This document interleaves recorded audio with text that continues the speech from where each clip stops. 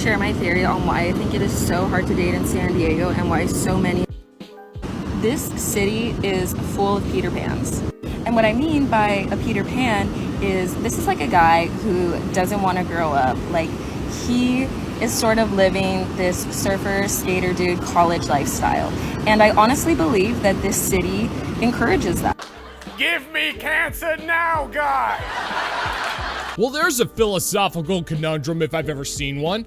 Modern women demand that the men they desire be grown-up, mature adults. However, modern women also have the maturity of your average 12-year-old. They think that because they have a job and do the bare minimum when it comes to being an adult, that makes them mature. But at the same time, they whine about everything, judge everyone for standards they can't comprehend, and they're about as fun to be around as an accountant whose hobbies include toothpick collecting and the history of half and half. Now, judging from the movies I've seen, surfer dudes are either borderline militants who defend their beaches from outsiders with the ferocity of a coked-up honey badger, or they have a relaxed view on life and enjoy nature, sunlight, and being outside.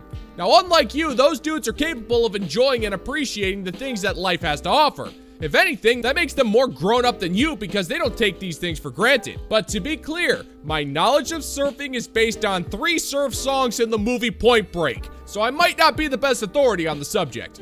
The weather is almost perfect year-round, so you can pretty much go out to a bar any day of the week, and there's always something happening every day of the week. And because the weather is so nice, you can just do this year-round, and same thing, you can go and have like a dager year-round. And I think these guys just live like they're on an endless summer break, which is fine if you want to do that. But if you're a girl looking for somebody that wants something more serious and to maybe like start a family if that's what you want, it's super difficult because all these guys want to do is just like play around.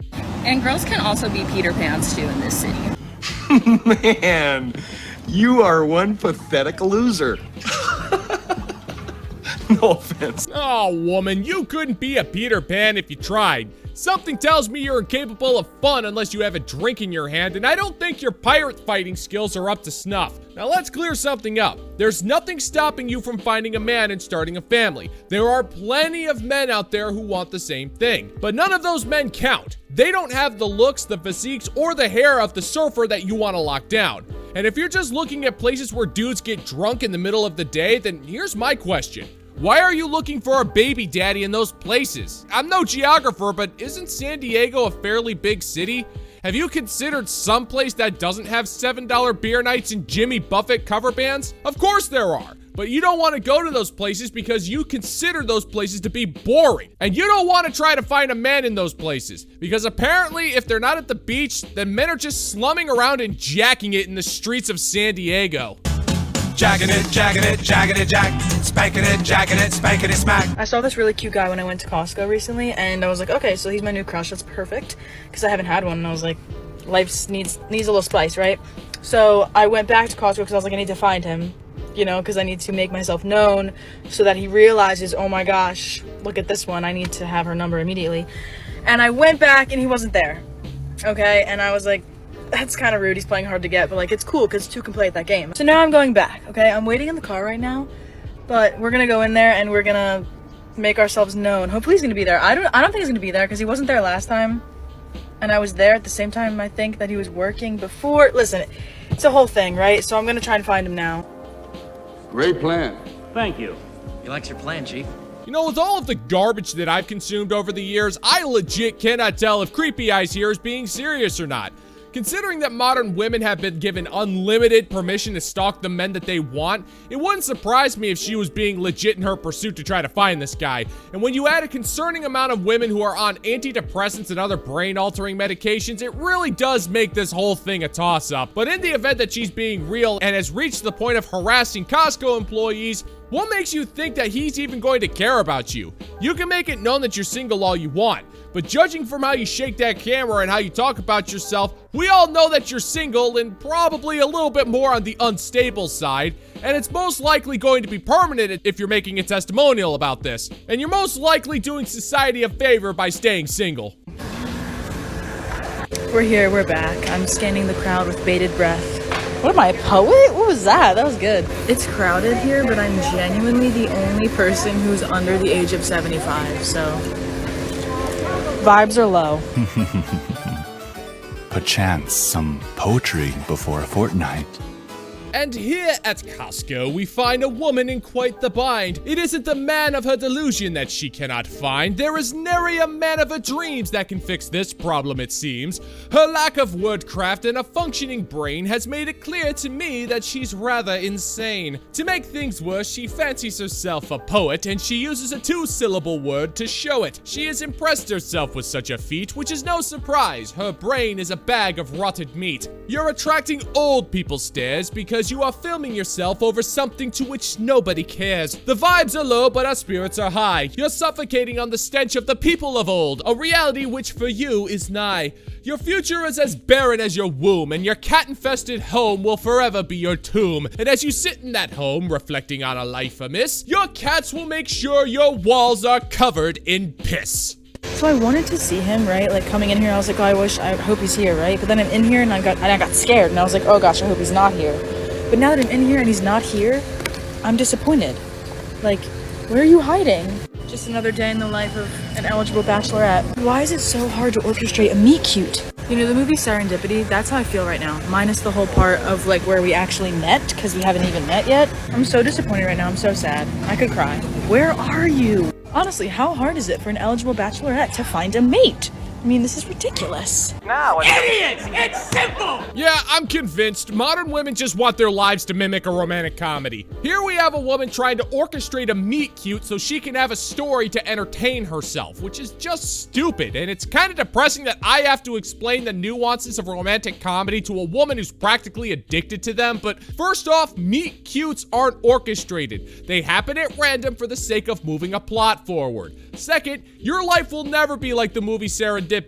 John Cusack is way more charming and talented than you deserve, and unlike Q, Kate Beckinsale is rather attractive, and I'm going to assume mentally stable. And finally, it's not hard to find a mate in today's world. You just intentionally make it hard because you're more concerned over the story of your life than you are actually being a grown-up. And before you ask, the knowledge of whether or not I've seen the movie Serendipity is classified by the Intergalactic Space Brotherhood of Shameful Information and cannot be released because I'm rather ashamed to admit that I've seen it. But luckily enough for me, my sins have already been forgiven by the shimmering embrace of the Intergalactic Space God Wooblachard. All hail. Amen. If I die tomorrow, this is everything I want you to know about approaching beautiful women. And if you don't already know, I'm Jamie Date, dating coach for men, making dating make sense again. So your goal for approaching women should never be to get her number, to take her on a date, to take her home with you. Those goals could be for once you get to know her, once she's won you over, but not in the original initial interaction. Because why would you even want those things to be your goal? You can't even control that outcome. Instead, your approaching goals should focus on the things that you can control. Getting out of your comfort zone, normalizing talking to pretty women, getting her to smile, and being a human, talking to someone outside of a screen. And my personal favorite, leaving her better off than when you found her. That's the goal. By focusing on these things that you can control, it lowers the pressure. Ooh, yeah. I'm gonna have to go ahead and sort of disagree with you there. You know what, sister? I would actually be inclined to believe you if it wasn't for this one problem. Within the very instant that a modern woman sees a guy approach her, she is already determined whether or not if the guy is a creep.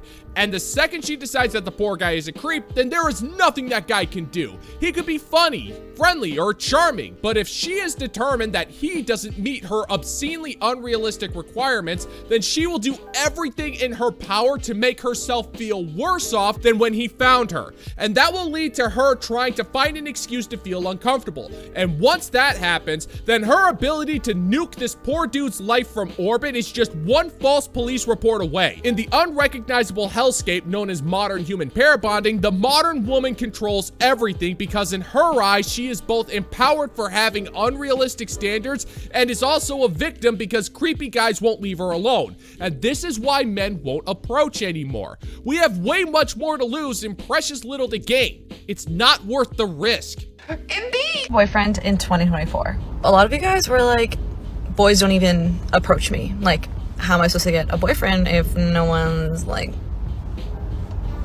there? Now that is a really valid point, especially if you don't want to do the chasing, and you don't have to if you don't want to. From what I've learned and from what I've seen is that getting guys to approach you is kind of an art. Now, I do think that guys should make the first move, but girls, you have to drop signals, all right? You gotta let the guy know that you're open to having him make a first move. Now, I'm not gonna lie, I'm pretty bad at this, but I have seen my friends work their magic and it's actually wild. They'll just look at a guy and like smile and like the guy will approach.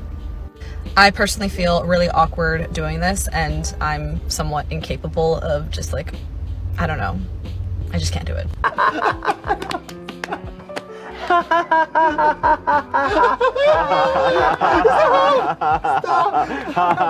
If there was ever a superpower that modern women claim to have, it's to use the power of witnessing something secondhand and then using that experience to claim that they are the experts. Now, modern women love their hints and subtle gestures. It ranks up there with boxed wine and avoiding accountability.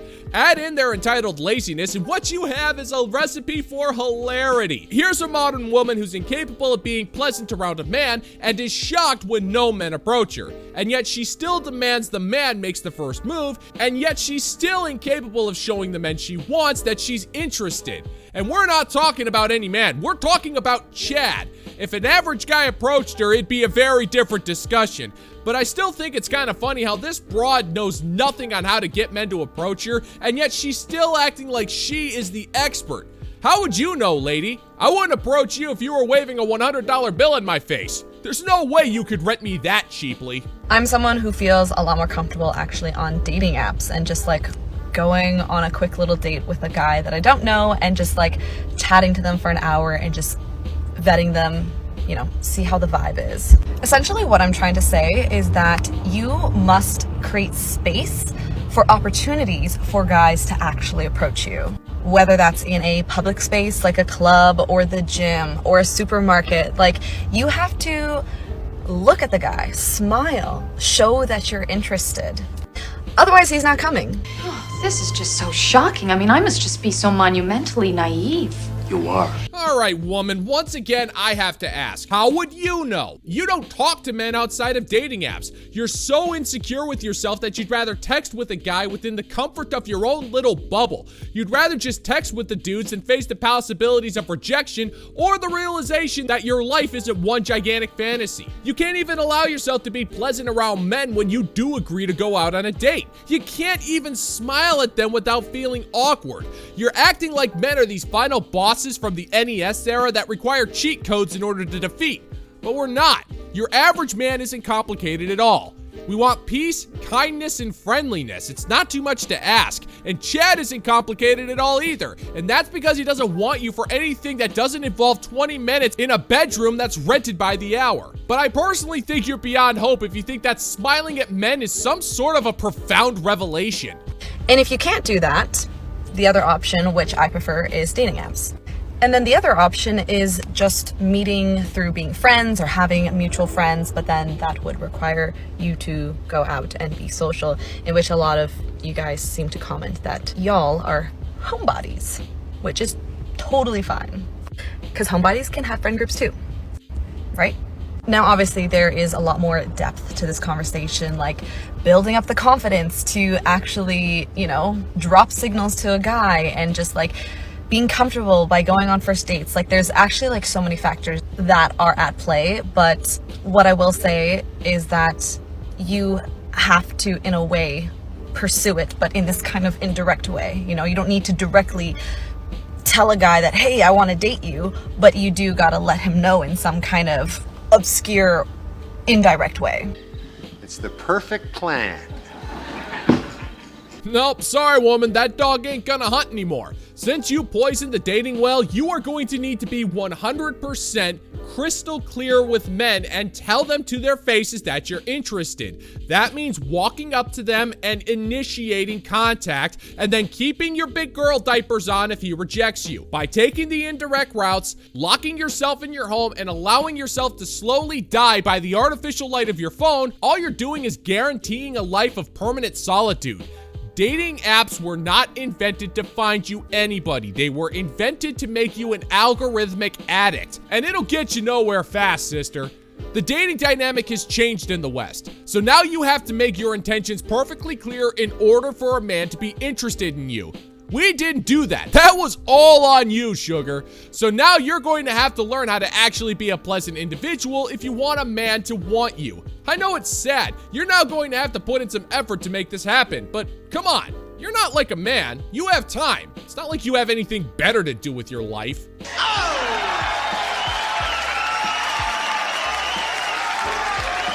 And that's gonna do it for today's video, gentlemen and gents. And as always, if you find that my particular brand of comedy is bringing you to the brink of laughter, then why don't you scroll on down and click that like and subscribe button. Ring the notification bell, leave a couple of comments, and share this video. Let's join up and give the good old-fashioned middle finger to the YouTube algorithm. Once again, thank you so much for checking out this new video. Every single one of you is freaking awesome in my book. And until next time, peace out, homies.